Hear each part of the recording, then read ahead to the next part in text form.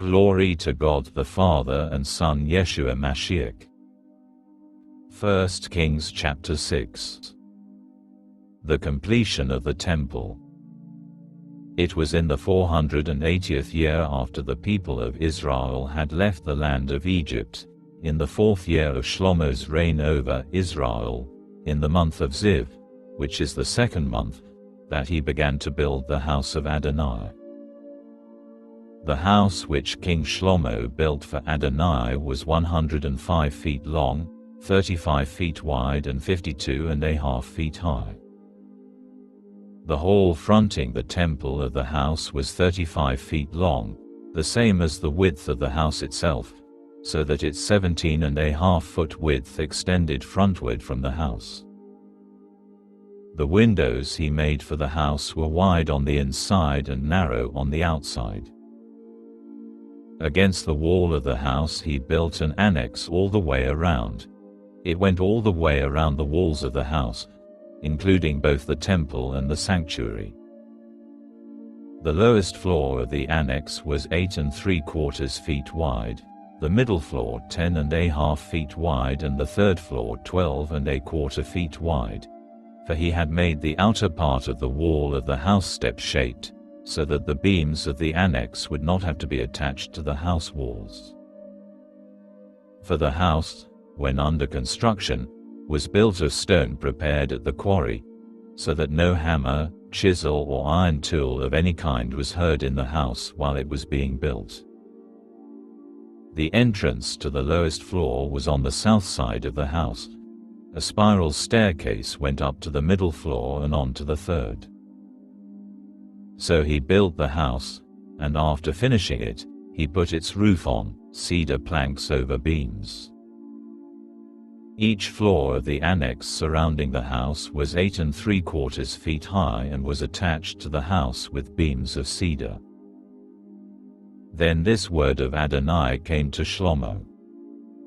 Concerning this house which you are building, if you will live according to my regulations, follow my rulings and observe all my mitzvot and live by them, then I will establish with you my promise that I made to David your father. I will live in it among the people of Israel, and I will not abandon my people Israel.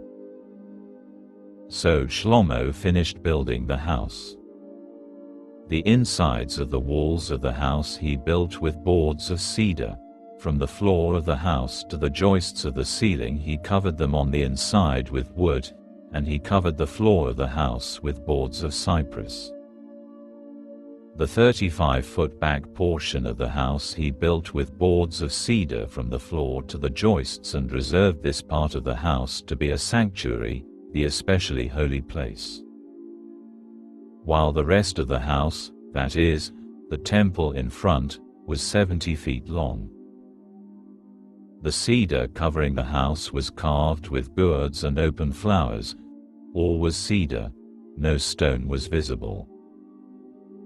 In the inner part of the house he set up the sanctuary, so that the ark for the covenant of Adonai could be placed there. This sanctuary was 35 feet long, wide and high, and it was overlaid with pure gold. In front of it he set an altar, which he covered with cedar. Shlomo overlaid the interior of the house with pure gold and had chains of gold placed before the sanctuary, which itself he overlaid with gold. The entire house he overlaid with gold until it was completely covered with it. He also overlaid with gold the entire altar that belonged to the sanctuary. Inside the sanctuary he made 2 cherubim of olive wood, each 17.5 feet high. Each of the 2 wings of one of the cherubim was 8 3/4 feet long, so that the distance from the end of one wing to the end of the other was 17.5 feet. Likewise, the wingspread of the other cherub was 17.5 feet. Both cherubim were identical in shape and size. The height of the one cherub was 17.5 feet, likewise that of the other. He set the cherubim in the inner house.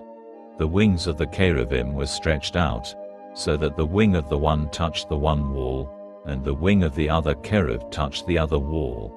Their wings touched each other in the middle of the house. He overlaid the cherubim with gold. All around the walls of the house, both inside the sanctuary and outside it, he carved figures of cherubim, palm trees and open flowers. He overlaid the floor of the house with gold, both inside the sanctuary and outside it. For the entrance to the sanctuary he made doors of olive wood, set within a 5-sided door frame. On the 2 olive wood doors he carved figures of cherubim, palm trees and open flowers. He overlaid the doors with gold, forcing the gold into the shapes of the cherubim and palm trees as well.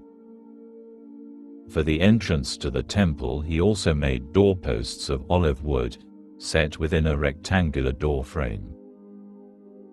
And 2 doors of cypress wood.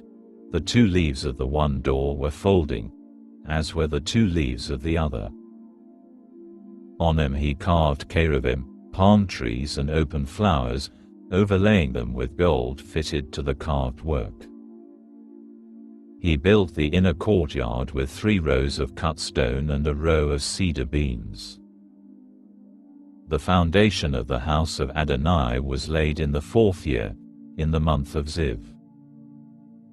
In the 11th year, in the month of Bul, which is the 8th month, all parts of the house were completed exactly as designed. Thus he was 7 years building it.